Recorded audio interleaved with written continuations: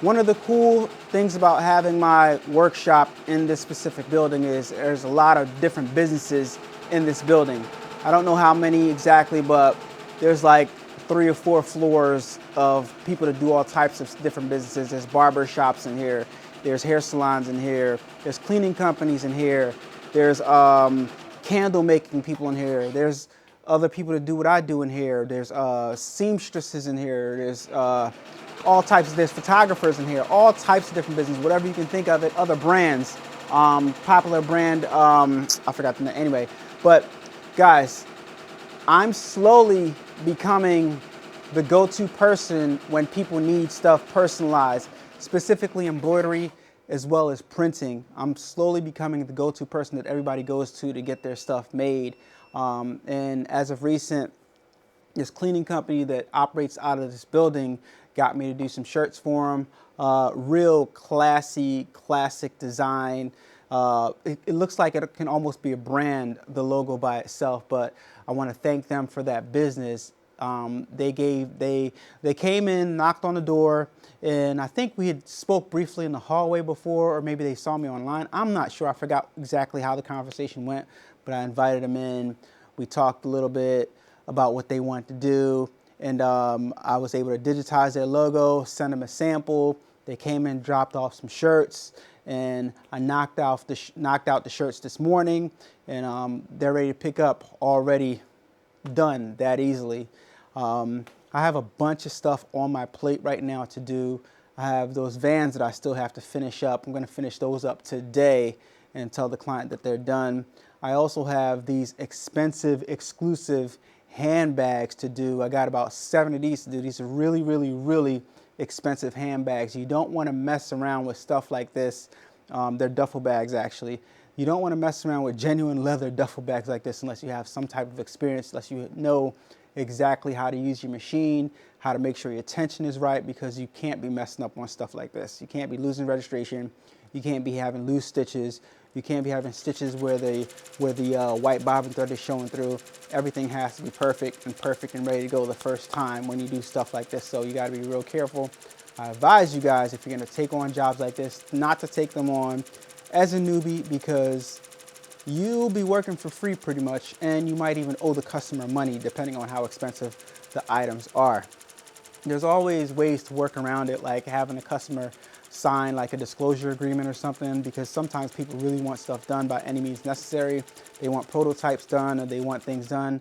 But in this case, I told the guy, hey, he has different types of material, snakeskin, crocodile skin, and soft leathers and stuff like that. And I'm like, hey, all these different materials that you want me to embroider on, I don't know exactly how it's going to come out until I start embroidering on that fabric, and you don't have any scrap fabric for me to practice on, so I can't make any promises.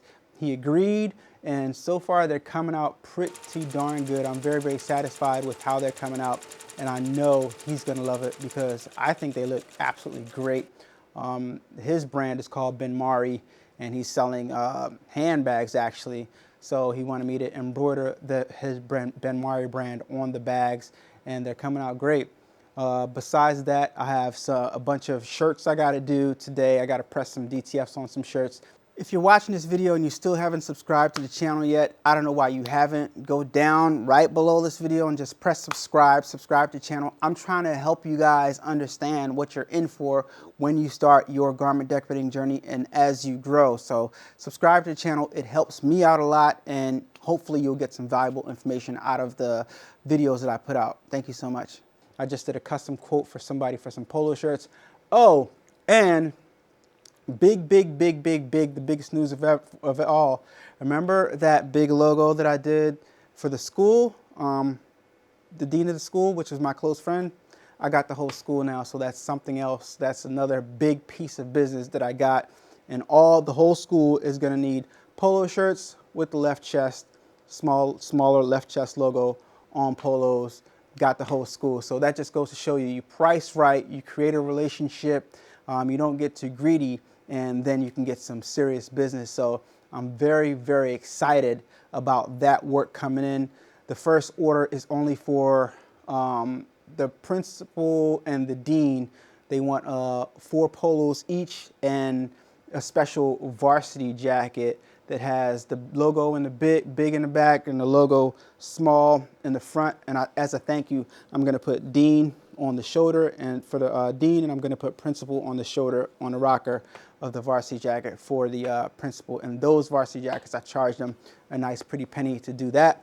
But all great stuff. Also have an order in my truck that I got finished last week that a customer didn't pick up yet. You're gonna get these customers, guys. You're gonna get these customers sometimes that they want stuff done.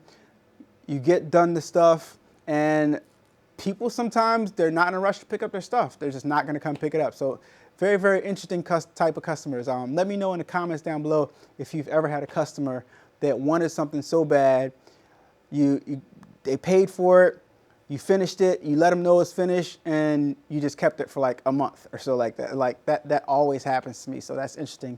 And there's another thing that I have to do. I also have to do some DTS for a client to mail off today.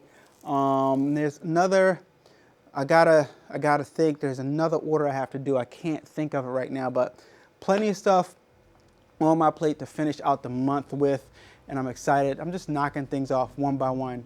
Especially when you're working by yourself, that's the route that you want to take. You don't want to overwhelm yourself by doing so much at the same time. You want to do things meticulously and take your time and do one thing at a time, because if you try to do everything at one time, that's when you make mistakes, and that's when stuff starts to get messed up, and that's when you start to make mistakes, and that's when you start to lose money in your business.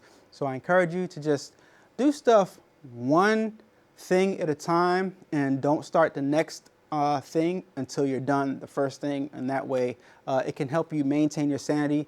It can help you not be juggling 2 things at one time, and not, you know, accidentally press start on the machine when you didn't mean to press start, and then next thing you know you got holes in the item, or next thing you know you used the wrong thread color for embroidered the wrong thing, or embroidered the wrong design on a wrong garment. Stuff like that can happen, guys. So be careful, take your time, especially when you're working by yourself, and you'll be fine. So that's all I got for you guys today.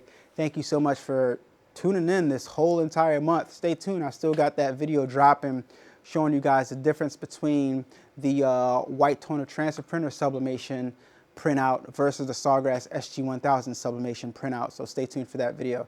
See you guys on the next one. Comment down below if you think these designs came out good, and I'll talk to you guys on the next video. Oh, and if you're in the market for a Racoma embroidery machine, use my Racoma affiliate link down in the description below. Talk to you guys later. Peace.